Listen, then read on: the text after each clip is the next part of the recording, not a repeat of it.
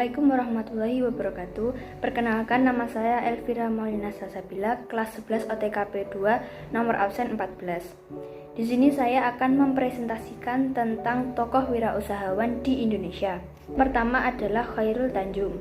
Chairul Tanjung dulunya dijuluki sebagai si anak singkong.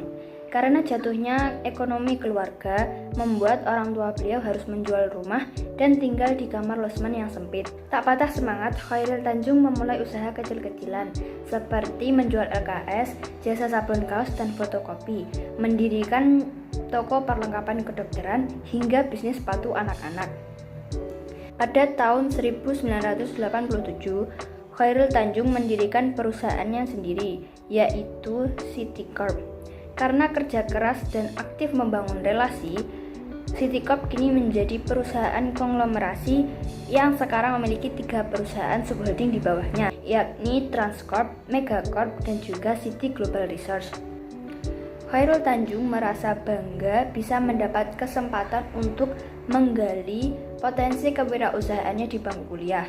Berbekal ilmu yang didapatkan dari menjual jasa fotokopi, hingga kini berkembang menjadi bisnis yang menjadikannya menjadi salah satu orang terkaya di Indonesia.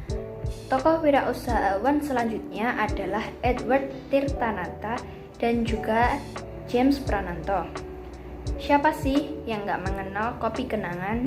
Nah, tokoh di balik suksesnya kopi kekinian ini adalah Edward Tirtanata dan juga James Prananto. Untuk memulai bisnis kopi kenangan hingga dikenal oleh masyarakat luas tentu tidaklah mudah. Mulai dari memikirkan modal, juga memikirkan konsep atau ide dengan visi yang kuat.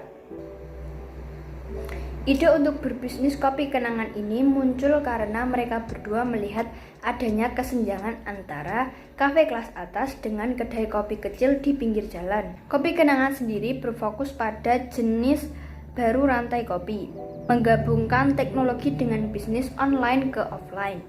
Bahkan Edward sendiri mengklaim bahwa kopi kenangan adalah industri pertama Indonesia yang berhubung dengan GoFood. Branding kopi kenangan tersebut dinyatakan sebagai salah satu perusahaan kopi non-waralaba dengan laju pertumbuhan tercepat di Indonesia. Edward dan James juga memiliki target untuk membuka 1000 gerai di tahun 2022 ini. Perusahaan yang sudah meraih keuntungan miliar ini juga berencana untuk mengembangkan usahanya ke Asia Tenggara dan memberikan kebanggaan sebagai pemain lokal industri kopi. Tokoh selanjutnya adalah Bu Dendi. Ovi atau yang lebih dikenal dengan Bu Dendi adalah pemilik dari Nyoklat Klasik.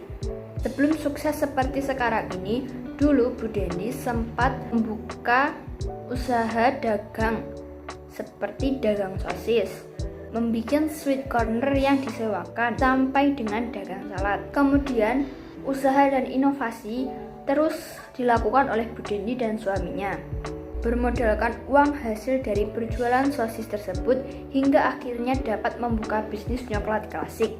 Ide tersebut berawal dari kegemaran Bu Dendi yang sering mengonsumsi makanan dan minuman yang berbahan dasar coklat. Bu Dendi sendiri mengaku bahwa beliau tidak menyangka usaha Nyoklat Klasik ini mendapat respon baik oleh para konsumen. Semakin hari, bisnis Nyoklat Klasik semakin ramai digemari oleh semua orang, terutama di kalangan para remaja. Tahun 2015, Nyoklat Klasik ini dapat menghasilkan omset yang luar biasa, mencapai sekitar 500 juta per bulannya. Sekian presentasi dari saya. Apabila ada kesalahan, saya mohon maaf. Terima kasih. Wassalamualaikum warahmatullahi wabarakatuh.